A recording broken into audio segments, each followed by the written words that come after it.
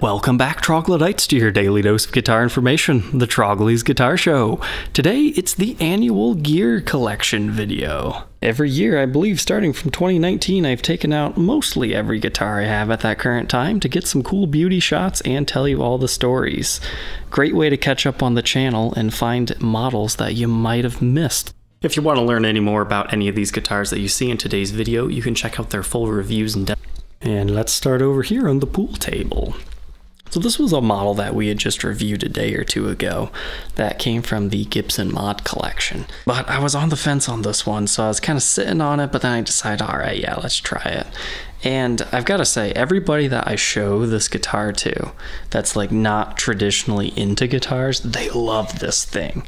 So in that aspect, it probably would be a great like future museum piece because it's just got such great color to it, you know, from the striking blue binding to the red on the exterior and then all the green. It's cool, but this one's actually been pre-spoken for. It'll be shipped off the second week of January. Next up, we have SG. That is just absolutely fantastic, and it's a little bit fancy and out there. Check out an SG Elegant. That's what these bad boys are. I don't even necessarily like them because they're fancy. I mean, sure, that helps. I just like that they're a little bit thicker. I like the fact that they have the maple top with the mahogany back yet, so that's kind of a cool look. But every single one I've had this year, like I had two necks on them without being too big. And you've got the abalone inlay and everything. And there's different variations. You can find some that have the colored headstocks and black binding too. And you can also find them with quilt tops if you so prefer. So SG Elegant's pretty cool. This guy over here is actually slightly vintage, 1972. It's an SG Deluxe. So this one started off as a consignment piece from a good collector buddy of mine. It's just kind of sitting around right now. It ended up that the pickups had been changed, Gibson embossed ones. So T-tops, just not the exact T-tops they should be. I'm not the biggest fan of this style of SG. I much vastly prefer the 1974 iteration, when they stopped doing the top routing, but these things have their own vibe to them as well. Blocky horns and all. Here's the lone Epiphone of the collection this time. This is that brand new SG 61 style that Epiphone just brought out. So I got this one from Sweetwater because I like that you can, you know, see the wood grain and flame in their stuff. Which brings us to the sponsor of today's episode, Sweetwater. As I just told you, you can actually see the wood grain and flame on their sites, so you can pick the one that's right for you. That's incredibly helpful when you're a collector, especially collecting modern day stuff like a Slim Harpo ES330 back when they were in production. Service as far as calling in, asking questions, you get a dedicated sales engineer if you're into that. You certainly have a lot of options when you buy a guitar online, but if you're looking for some personal individualized service, I highly suggest checking Sweetwater out. You can check that to me.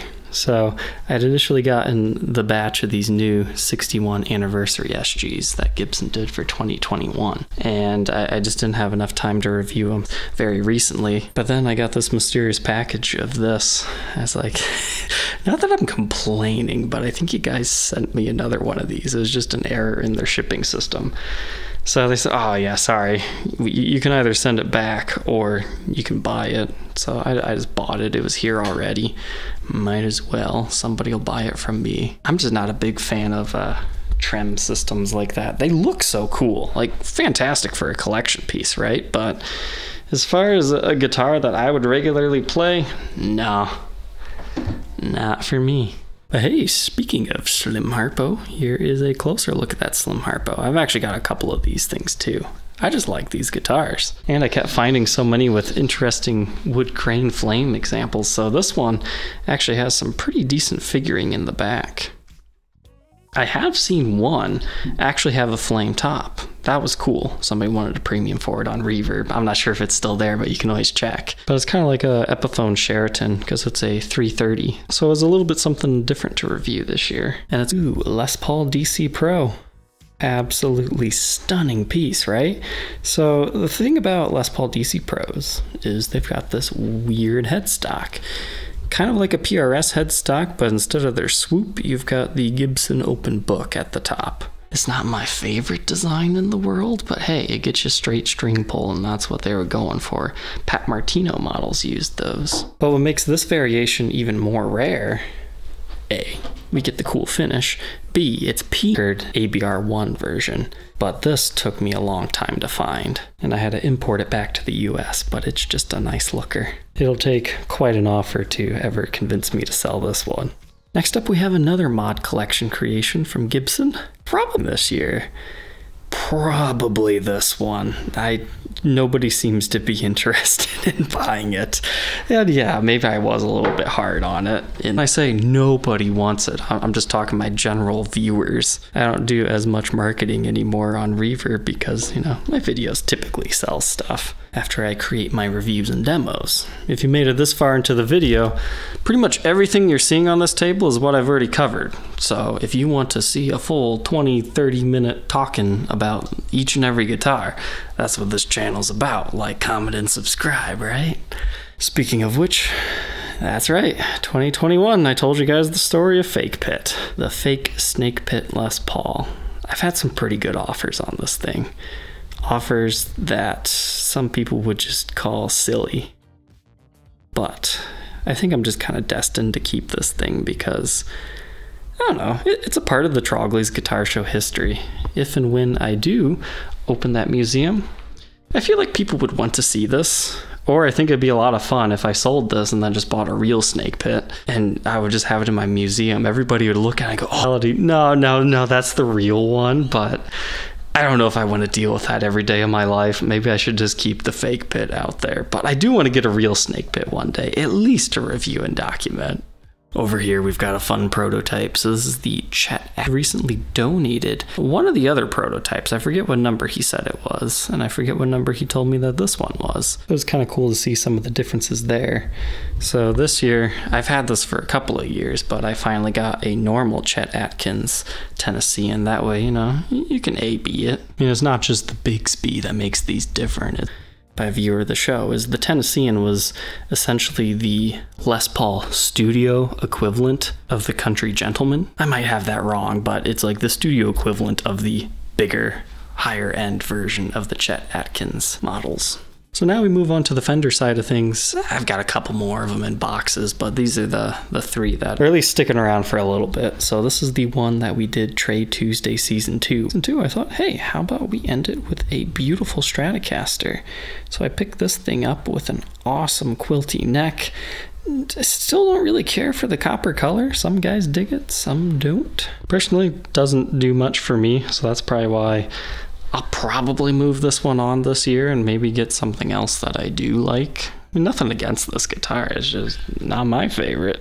And over here we have the Halloween Special Monstercaster. Still love that sleepy little eye right there.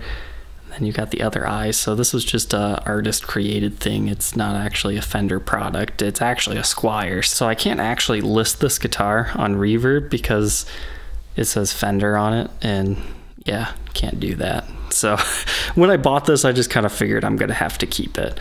It's even got that crazy tongue. Feel free to check these videos every year. You've seen this guitar before. This is the Sandblasted Stratocaster. So a lot of companies have done something similar to this. PRS has a Sandblast Mexican-made versions. So it's got slightly higher quality woods, locking tuners. Me, as a player, than what the market says it's worth today. I've got no reason to sell it. I can sell any of these other ones. I mean, when you find a guitar that you think is good, just hold on to it. Simple as that. There's a lot of good guitars, but to find one that's great and speaks to you personally, that's when you know you've got something special. So the whole reason this one does not have a review and demo on it is because I don't even want to take it apart. That's how much magic's in that thing. And I know once I review it, somebody will want to buy it from me. So that is the table here. Go get yourself some popcorn. I'll wait for you here. Alright, here we go. A whole bunch of goodness to talk about here. Starting off with our black and blue teal widow. I don't know what you want to call it. I believe the Gibson Mod Shop deemed it Teal Blast. I thought it kind of looked like a Danny Phantom Going Ghost type thing. This is one that's also going to be shipped off here in a couple of weeks to the same buyer as the Kiwi Burst. He's got a collection of like 80 Les Paul Customs and a whole bunch of other stuff that he's bought in like the last 6 weeks. So if you guys think my collection is crazy, trust me, there's bigger fish out there than me. I mean, I buy, trade, sell, and then get things that I want to keep. Whereas some guys, they just buy up all the stuff. I'm jealous and impressed at the same time. Then over here we have a Les Paul KM. We just reviewed this one not too long ago after owning it for about a year. So it's the Robert Baker model. We might as well just change it to the Les Paul RB. Double cream T-top pickups, always nice, but I like this one because it's collector's with the custom made plaque. Not necessarily collector's condition. Like, if the right offer came up, I probably would sell this one, but I want a complete set of all the colors with the custom-made plaques, factory installed. So, until I find a better one, I'm going to stick with that. And you gotta remember, in the mid-2000s, when this one was created, P90s were very rare to find stock in a Les Paul standard guitar outside of like a custom shop. Buy one of these off the shelf. That's why I titled that video, "This thing used to be special." But now something that still is special. This is a early 90s Les Paul Custom that just has a fantastic flame top. So the story was there was a dealer for Gibson that just kept this back new old stock. Then he died, and unfortunately they weren't stored very well, so they got finished checking all over. But this was just a really nice looking Les Paul crack. Happened in a very not good location where it might be in the wood, it might not. An $8,000 collectible is like a $4,000 one, and I don't know if I want to keep that one or not. It would just forever be a memory of what was almost perfect. However, I think it was in the finish, we could get rid of that. But finding a Les Paul Custom with a Custom Shop Edition decal on the back, that was rare. That's what initially made me buy that. Speaking of weird stuff, it's a Les Paul Jr. Rhythm. So I initially thought this was a Music Zoo exclusive, but I guess Dave's Guitars also did one earlier in the year 2021. I don't know if it was a custom order by somebody or if they just did it themselves, but that first one actually has an oddity video for somebody. Do I intend to keep this? No, I didn't really like it that much, but I like what it represents. Quirky guitars that are just a little bit different. Now, if that was a true 50s original, you can bet your butt I would just love that guitar, though, because of how rare it would be. So rarity and quirkiness, that gets me excited. Speaking of rarity, here is a Les Paul Catalina. So what makes this one unique is the fact that it's black. Black was not an initially offered color. Now they eventually started to deviate from their more fruitier finishes. So you'd see like black pearl, and I've seen like a gray one, but straight up black. After I reviewed and demoed this one, I was like, yeah, you know, I might not mind having a complete collection of Catalina colors, especially the rare ones. Next up here we have another mid-2000s standard, my favorite era for just regular Les Paul standards that are starting to become collectible. I love the fact that it still has the 50s sticker on it, just like that other 60s I have in my collection. But this guitar's flamed back is just ridiculous. No Les Paul deserves to have a back like that. It's just... This guitar always makes me smile. Ridiculous money. I don't think I'd be able to do it on that one, because can you put a price on happiness? Next up we have Adam Jones V1.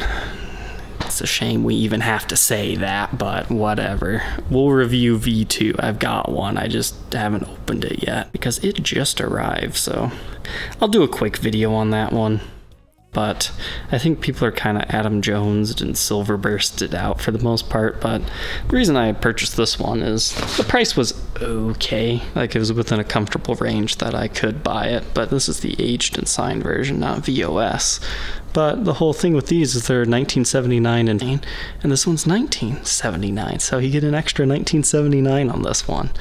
So that's why I think this is the most valuable age signed in existence. I know people can make arguments for almost any number, but I think 1979 is one that anybody can understand. Next up, we've got a Tobacco Burst Les Paul Custom. Another one that started out as a consignment, but I just bought it off of them because sometimes That's just easier. I always try to do what's best for my round, because customs were pretty hot on the market this year. I will say I probably priced this one a little bit too aggressively, but I have no doubts that it will sell. However, at the same time, it would also be nice to have a collection of all the 90s Les Paul customs. Start really looking, there are some cosmetic blemishes. But here we go. Here's one you guys haven't seen yet, guaranteed. This, actually, you have seen it, you just haven't seen that I own it. The Nashville NASCAR Cafe Les Paul Jr. Yep, I won the auction in this video. Wasn't really thinking too much about this thing, but then when I got it, I started to clean it up. I did a couple of experiments on this guitar. I've really warmed up to it. Maybe not so much to the fact that I plan on keeping it forever, but it's definitely a cool documentation piece. 2022 is going to have a couple of interesting guitars, let's just say that. And now we have a collector's edition Korina V from 2021. So yep, I got the Korina V and Explorer set. And I kick myself every day for not buying that second set. Most expensive guitar sold in 2021. I mean, I made good money on it, I'm not gonna lie, and then I just dumped it into other guitars. I told you I was gonna go after a very special guitar. Hopefully that'll be a 2022 thing. But anyways, they made 81 of these things. They're kind of cool, but it's not really what I like to keep in my collection. Like, that whole Rick Nielsen collection video, that was fantastic to see that Gibson did, right? But they just focused on all of his Korina guitars. Like, man, I know Rick has got some really cool, bizarre, out there guitars. All the high-end collectors, they'll have some sort of a Korina. But in my oddball collection, I would much rather have a couple of these, like, especially under this lighting. It's got the Lenny right there. You can check out the video for more on this, but I would say it actually looks better here than it ever did in my review video. I mean, that's looking pretty nice. Because, I mean, what's even better? The headstock is all black and sparkly too. So 2021, very late 2021, I started to get into Firebirds. So earlier, I had gotten this guy from a Guitar Center, believe it or not. This is the Firebird X, one of the most infamous Gibson guitars. We had them get crushed by an excavator. But what makes this one particularly fascinating is it's actually prototype number 1. I don't know about you guys, but that has future high dollar collectible written all over it. Since Gibson destroyed so many of the population of these things, being able to have one of the prototypes, that's fantastic. I really regret not buying the blue prototype. It just wasn't actually marked prototype. It was some other strange serial number, but it came from the same owner, so probably should have got back a 20,000 on it on my website, Trogley'sGuitarShow.com. And that might be way too high for today's market, but I mean, mark my words, I truly believe this could be a $100,000 guitar one day. Is that day today? No, it is not. But maybe over here, Johnny Winter Firebird. Oh man, Johnny Winter, absolutely beast of a guitar player. I love this guitar. Do I love it enough to keep it? The problem is it's $9,000. Like, if you got money to throw around and you already have all the other guitars you want, sure, get it. But, I mean, there's a lot of cool guitars out there. I think I probably will sell this just because there's so many other Firebirds I do want to see. But this is one of the best relicking aging jobs that I've seen Gibson do. So I'll be excited to see what they can pump out in 2022 in that aspect. But before I reviewed that one, there was this guy. So no amount of money can make me sell this guitar, right? This is a red snakeskin custom order Firebird one-off type thing from the early 90s. It's got the gold hardware, matching headstock and everything on this. I just reshop one-off things that people just don't even realize exist. Anything with a custom shop original decal I'm interested in. Say, if you're watching this and you have a weird custom color Firebird from the early 90s, let me know. I'm interested in buying more. So yes, that is all the guitars. Nah, just kidding. I haven't even showed you guys the private reserve, the collection pieces that I definitely cannot sell. Well, maybe not all of them, but let's go ahead and check those out. Moving on now towards the more exciting part of the collection. Most of these are what I consider my personal collection, the keeper guitars. People ask me every year, what are the guitars that you won't sell? That collection has been growing lately, that's for sure. So let's go ahead and talk about these. Starting here, we have the Studio Custom XPL. So this guitar was just a complete mystery until I finally got my hands on one of these to figure out exactly what this was, because it's kind of the counterpart to what we have over here, the Aldo Nova signature Les Paul model. Essentially, the brief story goes, Aldo Nova, big rock star guy, he custom ordered 2 of these. And then Gibson subsequently made a handful more that he didn't know about back in the day, but you can check out the full review and demo of that.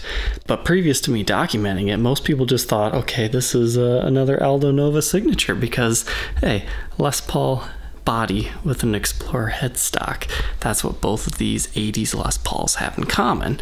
These are incredibly rare guitars. This one's the most valuable because of the association with Aldo Nova, and also Rick Nielsen, because he owns a couple of those. But no, this was actually just a Les Paul Studio Custom.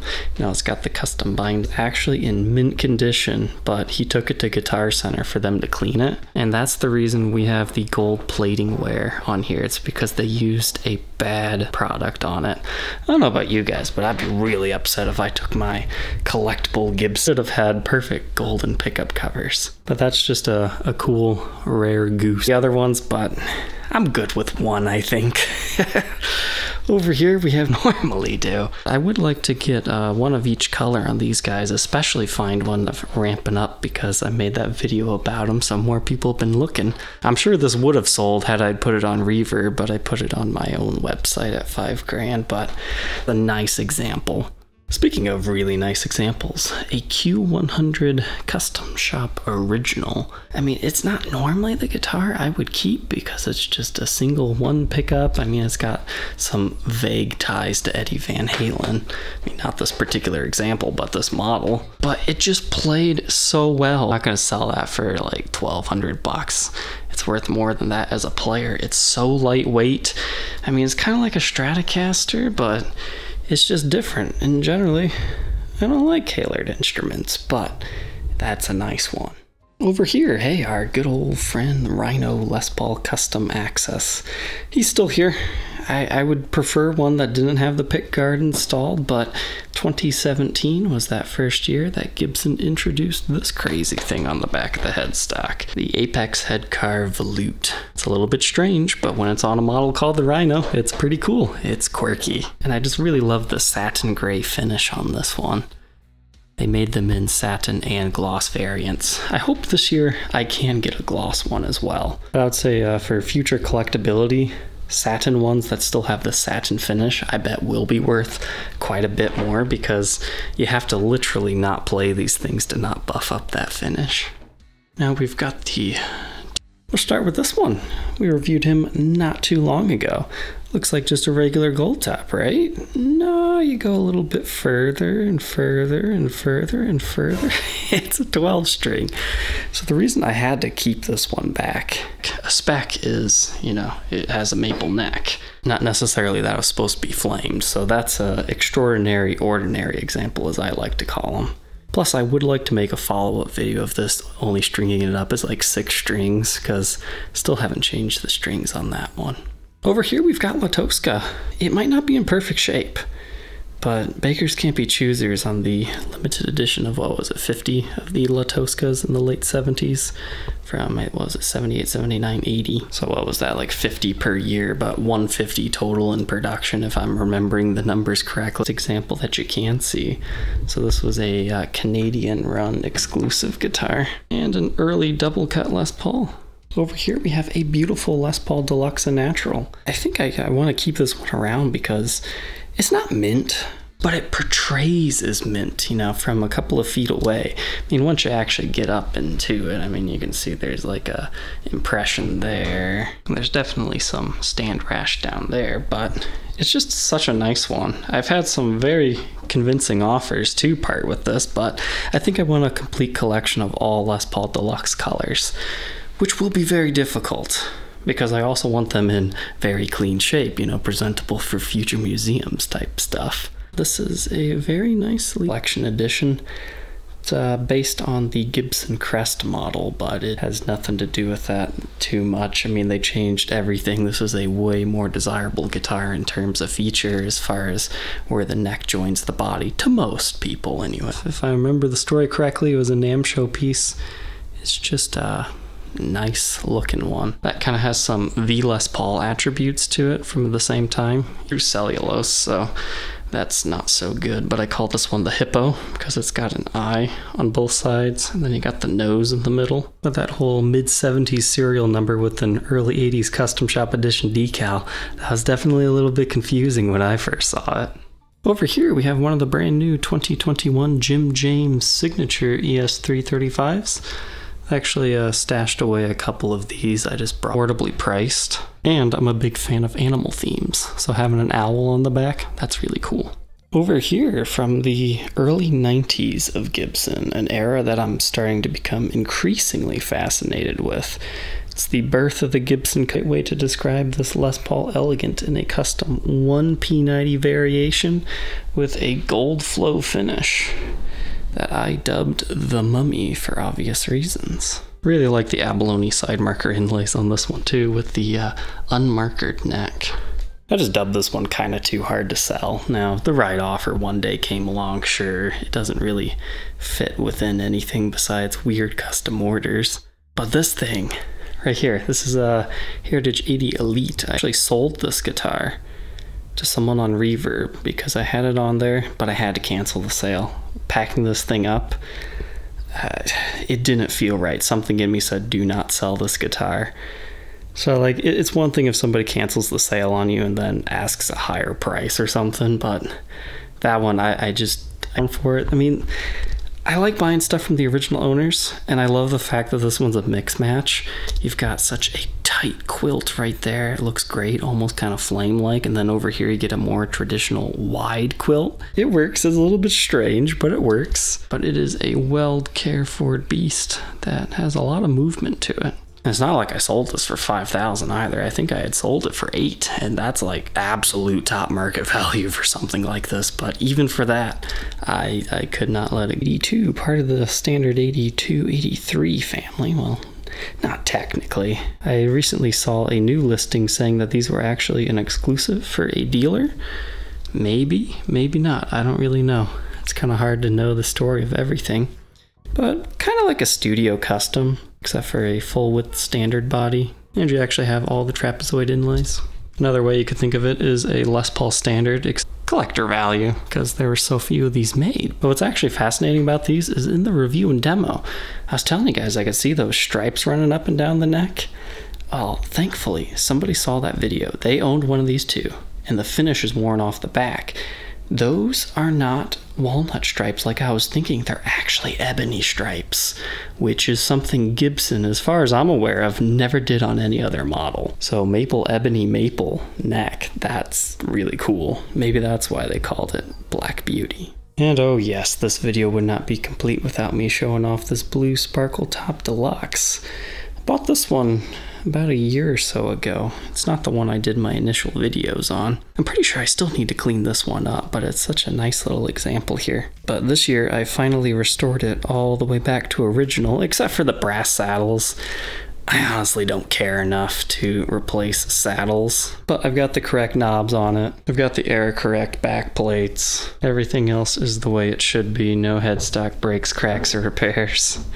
Still looking for that, the Right Rocket Red Deluxe, because there was one that somebody had sent me. They did like a private help session on it, so that kind of blocked me from being able to buy it until I knew that they didn't want it, because I don't want to be the guy that steals it from somebody.